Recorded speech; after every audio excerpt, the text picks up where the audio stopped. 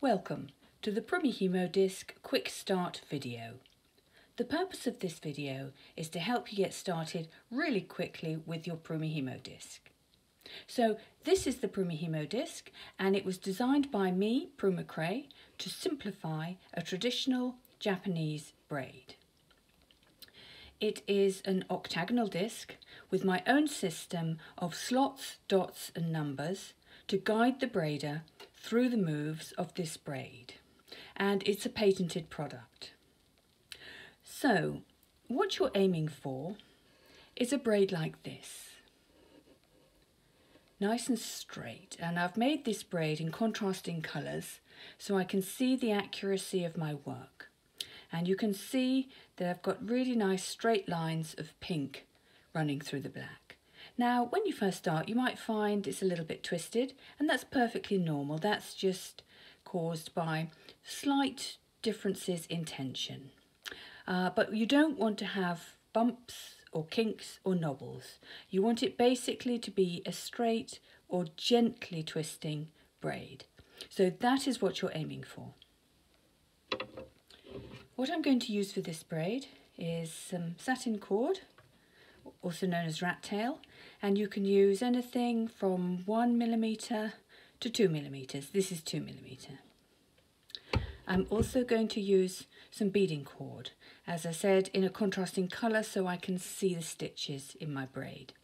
And this is the regular size, so this is the 0.5 diameter, also known as Tex 210. You might sometimes see it sold as number 18.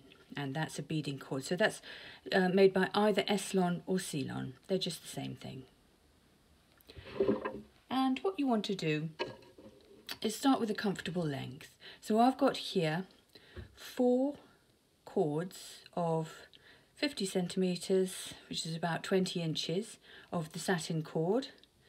And I'm going to do a bead without braids. A braid without beads, so I just need exactly the same length of my beading cord, so again 20 inches or 50 centimetres. Tie them all in a knot at one end and slot them into your disc. Now let's look at that disc.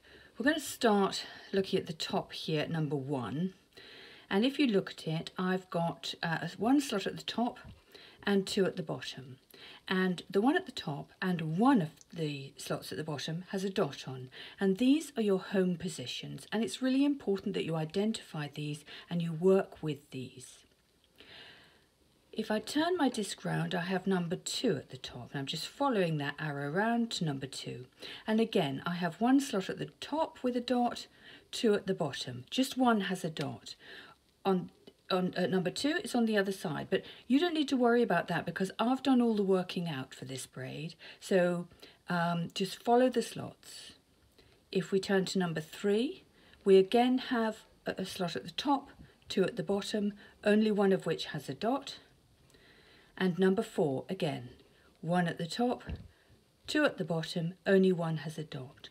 So I'm going to put my cords in the slots with dots, the home positions. And what I'm also going to do is I'm only going to ever use the slots at number 1 and 2 for my thick cords, and that will mean that those slots will be stretched to accommodate the thick cords. So I'm putting number 2, there we go, slot with a dot and at the bottom. And now with my thinner cords, I'm going to do the same thing. And again, if I only ever use these slots at number 3 and 4 for thinner cords, then I will find that the slots don't get stretched by thicker cords, and they'll always be able to grip these thinner cords. So once I've got my cords into position, I just want to make sure all the cords are nice and tight. Now, a few words about tension, and this follows for all sorts of kumihimo. Braid with your disc flat. Nice and level is what you want. Even though we talk about top and bottom, when you're actually braiding, keep your disc as flat as possible. Keep your cords nice and tight, firmly in the slots and nice and tight across the face of the disc. Keep your knot, or once the braid starts forming, we call that the point of braiding, keep that in the middle of that hole. and keep it also level with the top of the disc so it's not sagging down. Now you may wish to use a weight, in which case you can just clip it onto your knot at the bottom, or if not you can just pull down with your hand. That's personal preference. I generally find that for beginners a weight of about 50 grams is a really good idea, and most of the time I will use a weight. I'm not here because I have a table underneath, so I don't really have the room for it, so I'm just going to hold the knot underneath with my fingers. So now, once you get going, what you've got to remember is that this braid has a different rhythm to the rhythm of other braids that you might have used, and it's really important to feel this rhythm because this will make your braiding more fluid and your moves more even, resulting in a straighter braid. So the moves are the same at all four positions. So all I do is I take the top chord, I go top to bottom. There's only one spare slot, so that's the one I go into. Then I take the bottom chord, I go bottom to top. And now I do bottom across. And I'm back in those slots with dots. So I'm back in the home positions. And you never turn your disc unless your chords are back in the slots. Now I turn round to number 2. Same thing, top to bottom. There's only one slot there that's free, so that's the one I'm going to go into. Bottom to top, bottom across. The chords are on the home positions, on the slots with dots. I can turn to number 3.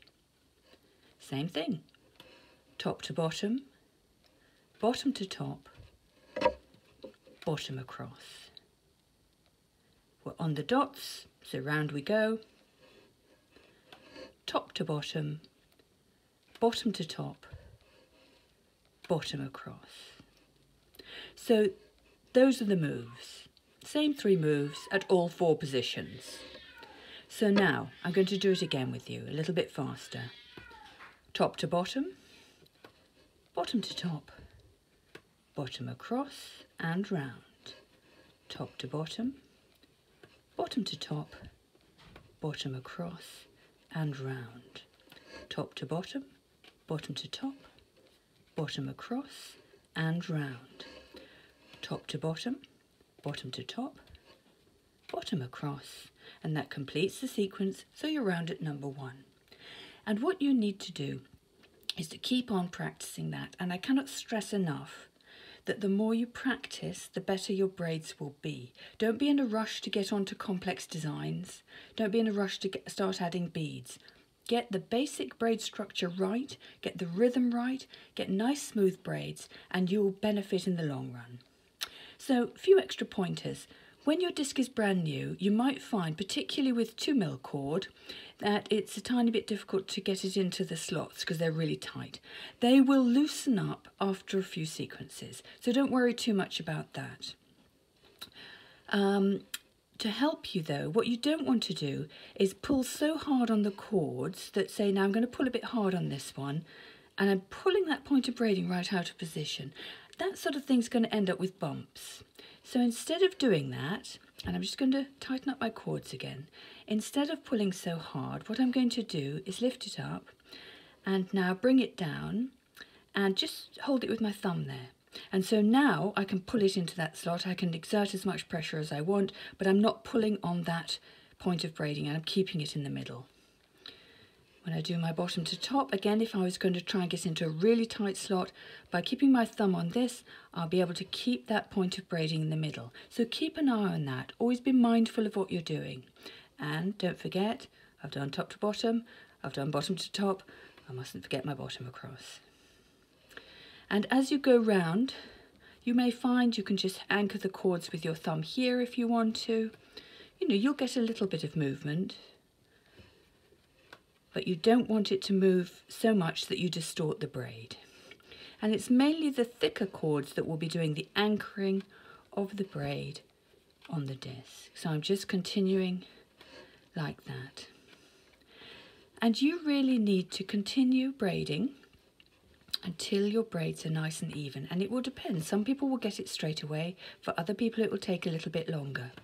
If when you look at your braid, you see lumps and bumps, the two most likely reasons for that are forgetting that third move, so moving when your cords aren't on the dots, or allowing your point of braiding to stray. If you find at some point that your cords in the middle seem to have separated out, it's most likely you've been missing that third move. It's really easy to do, so just keep on practicing until you feel that rhythm and you're not making that mistake. You want to always see your braid in the middle and your cords nice and straight, so a nice cross of the satin cord and a nice X on the beading cord, and your moves come right. So I'm bringing down my top cord, it needs to come right in the middle of that X of the beading cord, and that way you will be forming a really nice braid. If you find that you're needing to do a lot of practice, don't worry, you can just undo some of your practice cords and have another go, but it is the practice that will make this work for you. So let's see what's happening underneath. There we go, nice and neat. And that's what you're aiming for. So have fun with that and enjoy your Prumihimo disc.